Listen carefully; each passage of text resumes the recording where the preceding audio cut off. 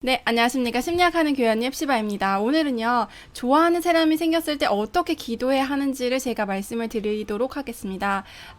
절대로 이렇게 기도하지는 마세요 하는 부분들이 있으니까요, 그 지점들을 잘 점검을 보시면 좋을 것 같아요. 일단은요, 많은 분들이 이제 좋아하는 사람이 생기고 호감 있는 사람이 생겼을 때 기도를 한다는 것은 너무너무 좋은 일인 것 같아요. 진짜로 격려해 드리고 싶고, 그런데 여러분들 기도하는 거 너무너무 좋은데, 우리 청년분들이 이제 오해하는 것들이 분명히 있는 것 같아요. 어떤 것이냐면은, 일단은 이렇게 기도를 하면은 하나님의 응답이 아닌데 자꾸 응답이라고 오해를 하는, 이렇게 내 상상 속에서 이렇게 뭔가 응답을 만들어내는 경우들이 굉장히 많이 있고, 그리고 기도라는 것이 하나님 제발 그 사람을 나한테 주세요라는 기도가 아니라 내 생각을 하나님께 맞추고 하나님의 인도하심을 구하는 것이 목적이잖아요. 근데 이 목적과 어떤 이 수단이 좀 전도가 되는 경우들이 많아요. 그래서 하나님을 나의 연애와 어떤 이 사랑의 사업에 좀 이렇게 어떻게 보면은 도구가 되는 경우들, 이런 것들은 바람직한 기도가 아니죠. 진짜 내가 기도를 했다면, 하나님과 대면하는 시간을 가졌다면은 기도가 바뀌게 되겠죠. 그리고 기도를 통해서 어떤 이제 상황적인 변화들도 일어나고 내 마음의 변화들도 일어나고, 그리고 깨닫는 것들이 분명히 생기실 거예요. 그런데 많은 분들이 또 솔직하게 이렇게 말씀을 하세요. 아, 내가 좋아하는 마음이 인간적으로 너무 크다 보니까 기도를 해도 분별이 잘 되지 않는다 라고 말씀을 하시는데, 그 말도 정말 정직한 이야기라는 생각이 들었어요. 자, 그러면은 제가 세 가지 포인트로 이렇게 기도를 하세요 라고 말씀을 드리도록 할게요.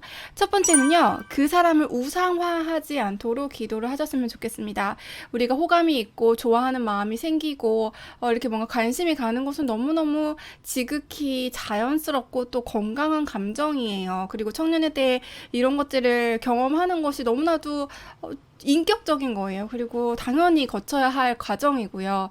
그런데요, 내가 이 사람이 진짜 생각이 너무 나서 정말 돌아버리겠다, 미쳐버리겠다, 이렇게까지 어떻게 보면 극단적으로 집착하게 되는 것은 피해야 한다는 것이죠. 그래서 그러니까 이런 것도 있어요. 사실은 그 상대방은 아직은 어떤 관계가 아니잖아요. 내가 좋아하는 마음만 있는 것인데, 그 상대방을 입장을 생각을 조금만 해보면은 상대방한테도 굉장히 무례한 그러한 생각들이 있을 수 있어요. 예를 들면은 이제 떡 줄 사람은 관심도 없는데 내가 혼자서 막 결혼을 상상하고 있다든지, 굉장히 좀 너무 진도가 많이 나가는 상상을 혼자 막 피고 있다면, 그 사람의 경계선을 우리가 어떻게 보면 이제 보이지는 않지만 침해하고 있는 것일 수 있다는 것이죠. 그러니까 되게 징그러울 수 있는 거예요. 그러니까 우리가 이제 호감의 정도, 그냥 누군가가 나한테 관심을 갖고 나를 좋게 생각한다는 것은 좋잖아요. 그쵸?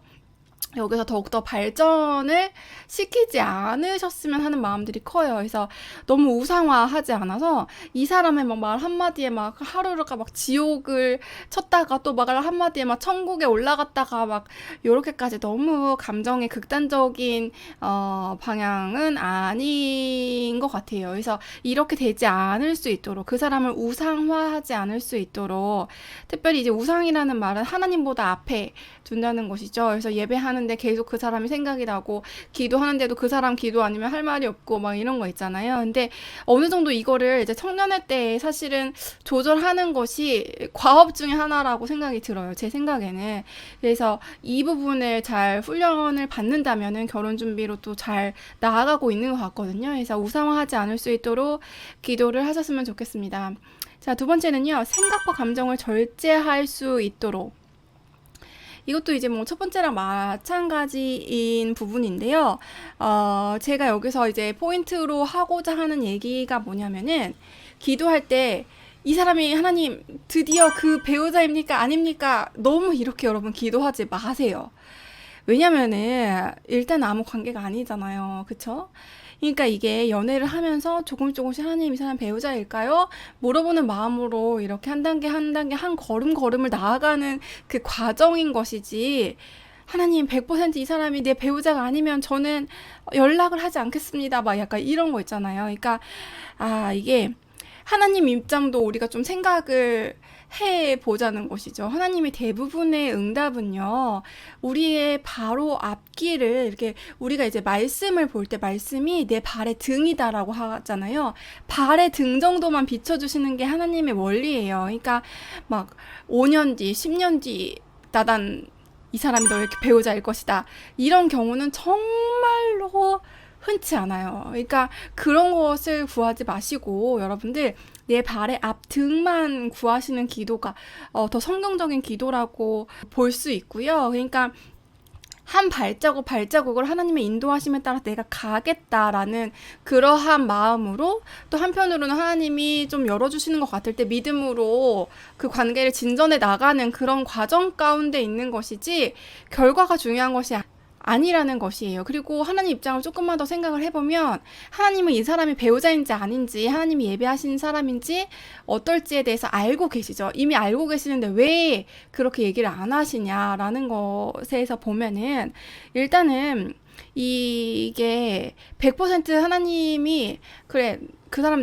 너의 배우자다 이렇게 말씀을 하시는 순간 사실은 이 사람과 아무런 관계가 없어요. 그럼 그 상대방은 그거를 모를 수도 있어. 근데 내가 그 사람한테 가서 하나님이 너가 내 배우자래 이렇게 한다는 것도 그 사람의 경계선을 침해하고 굉장히 무례한 행위이고, 그리고 만약에 그렇게 하나님께 들었는데 그 사람이 다른 사람하고 지금 만나고 있거나 나한테 별로 관심이 없을 때 내가 어떻게 반응해야 할 것인가.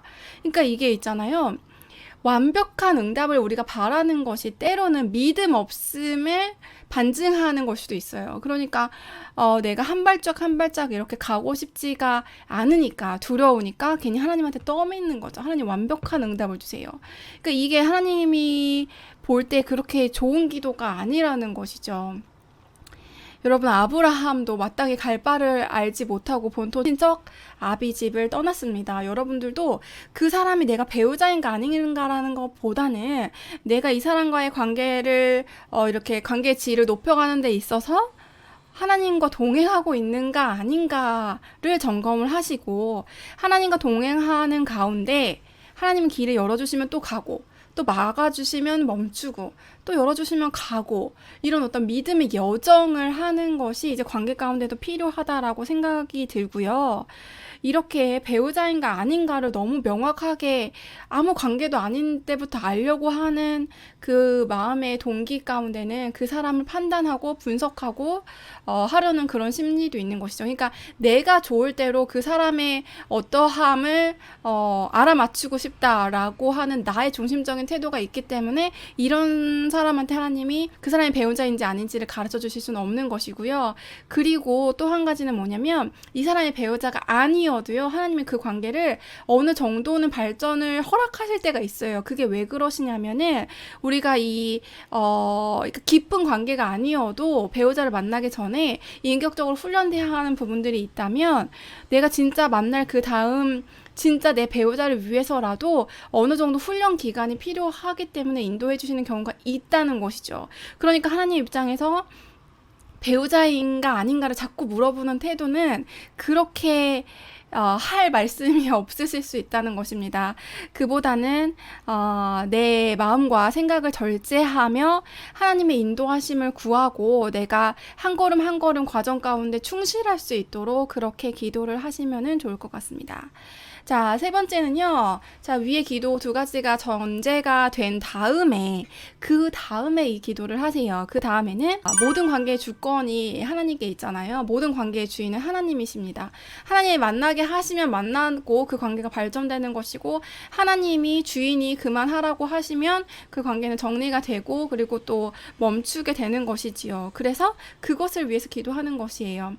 자, 그래서 하나님이 관계를 인도하신다면 관계의 진전이 될 수 있도록 기도하시고, 그리고 그것을 막아주신다면은 내 스스로 그것들을 잘 분별하고 받아들이고 멈출 수 있도록 그렇게 기도를 하시면 좋을 것 같습니다.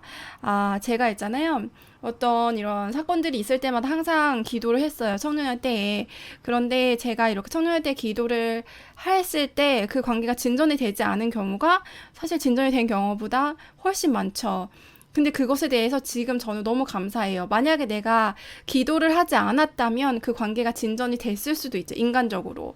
그리고 저는 그 관계에서 저한테 그렇게 유익이 되는 것들을 많이 얻지 못했을 거예요. 하지만 어느 정도의 진전을 통해서 제가 배울 수 있는 것들을 충분히 배우고 그 다음에 우리 신랑을 만난 것에 대해서 감사하다는 것이죠.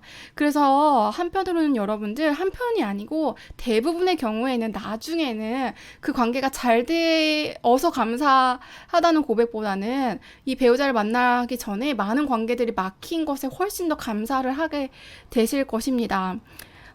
그래서 오늘의 이제 핵심은 100%를 너무 구하거나 드라마틱한 상황을 하나님께 원하지 않으시고 모든 상황 가운데 하나님을 인정하면서 여러분들이 훈련되는 과정 가운데 하나로 이 좋아하는 사람을 위한 기도를 하셨으면 좋겠고 그 사람 자체에 대한 기도보다는 인도하심에 대한 기도에 집중을 하셨으면 좋겠습니다. 네, 그러면은 오늘 콘텐츠는 여기까지 하겠고요. 우리 청년분들이 좋아하는 사람이 생겼을 때 하나님의 인도하심을 구하며 기도하는 그 걸음걸음을 진심으로 축복드립니다. 다음 시간에 또 찾아뵙도록 할게요. 샬롬.